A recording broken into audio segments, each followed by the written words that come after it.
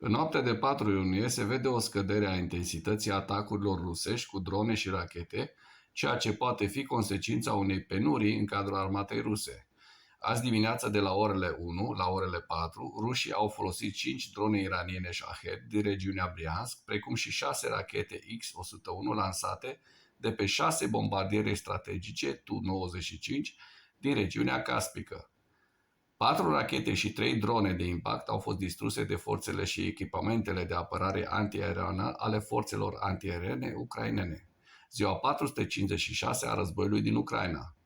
Locotenenții Kremlinului sunt în război deschis pentru influență. Finanțatorul grupării Wagner, Yevgeni Prigojin, a escaladat cearta cu Ministerul Rusesc al Apărării, sperând probabil să atragă critici la adresa conducerii militare ruse și să minimizeze conflictul său în curs cu șeful Republicii Cecene, Ramzan Kadyrov. Prigojin a susținut pe 2 iunie că reprezentanții Ministerului Apărării au plasat mine antitank și alte dispozitive explozive de-a lungul rutelor pe care forțele Wagner le foloseau pentru a se retrage din Bahmut. Prigojin a afirmat că aceste capcane au fost plasate în zonele din spate fără activitate ucraineană și că Ministerul rus a vrut probabil ca forțele Wagner să detoneze explozivii pentru a atrage anumite critici asupra Wagner, obiciuire publică. Prigojin a răspuns de asemenea la un atac concertat pe care comandanții ceceni l-au lansat împotriva lui la 1 iunie și a declarat pe 3 iunie că el și Kadyrov au rezolvat conflictul.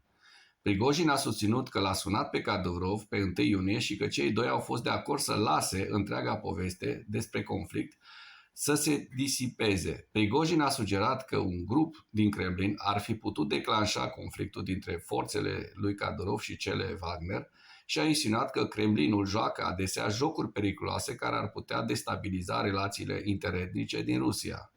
Kadyrov încă nu a abordat public conflictul dintre forțele cecene și gruparea Wagner.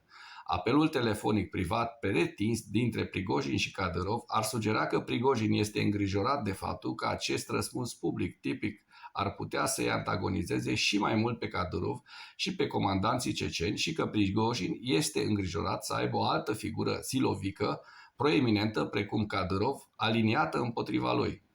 Prigojin a acuzat probabil Ministerul Apărării că a încercat să ucidă forțele Wagner și Kremlinul, că a creat conflictul cu comandanții ceceni pentru a reorienta rapid discuția rusă înapoi la țintele sale obișnuite, conducerea militară și politica rusă.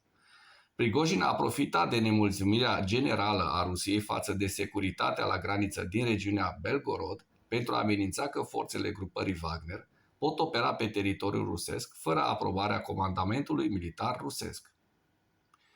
Prigojin a susținut că Wagner nu va aștepta o invitație sau o permisiune din partea Ministerului pentru a apăra regiunea Belgorod dacă ministerul nu va reduce amenințările la adresa securității regiunii, iar Prigojin și-a justificat amenințarea de insubordonare susținând că Wagner își propune să protejeze poporul rus, implicând că Wagner își va asuma rolul de apărător al frontierei pe care Ministerul Apărării ar trebui să îl ocupe deja.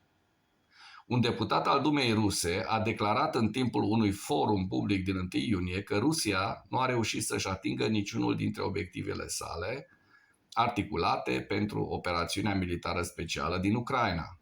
Prim vicepreședintele Comitetului pentru Afaceri al CSI din cadrul Dumei de Stat, Konstantin Zatulin, a subliniat că obiectivele declarate oficiale ale Rusiei la începutul invaziei Ucrainei, denazificarea, demilitarizarea, neutralizarea Ucrainei și protecția locuitorilor Republicii Populare Donetsk și Luhansk, nu au fost, într-adevăr, realizate.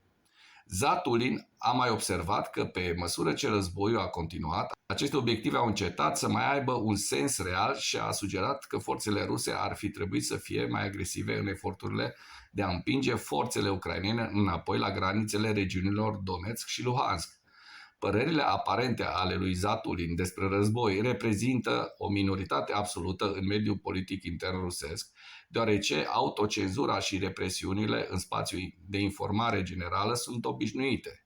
Cu toate acestea, astfel de declarații venite de la un oficial relativ mainstream și bine organizat sugerează că un mic subgrup al fracțiunii politice ruse predominante pro-război, s-ar putea simți oarecum împuternicit să-și exprime nemulțumirea și să pledeze pentru escaladare pe măsură ce războiul continuă.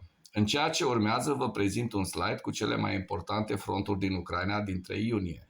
Pentru mai multe informații, accesați link-urile din comentarii.